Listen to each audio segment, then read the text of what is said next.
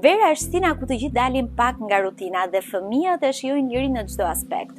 Por neglizhenca në higjienën orale dhe konsumi i akulloreve ndikojnë tek dhëmbët, duke i prishur ato. Si pasojë e ndryshimit të rutinës që ne kemi, vjet re konsum më i madh i produkteve me përmbajtje të lartë karbohidrate, si pije me gaz, pije me sheqer, apo edhe akullore dhe produkte të tilla me përmbajtje të lartë karbohidrate, sigurisht që ndikojnë negativisht në shëndetin oral.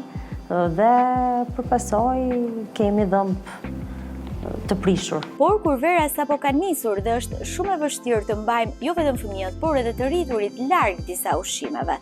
Dëgjoni se çfarë këshillon ekspertja. Duke qenë se gjatë verës kjo dieta ushqimore kemi konsum pa orar, nuk i lihet kohë organizmit që të bëjë edhe atë vetë pastrimin, konsumi i ujit është shumë i rëndësishëm dhe sigurisht duhet të bëjmë kujdes me higjienën orale. Të paktën larja e dhëmbëve 3 herë në ditë, në mos 3-2 në mëngjes dhe në darkë është shumë e rëndësishme dhe të mos harrojnë kontrollet rutinë.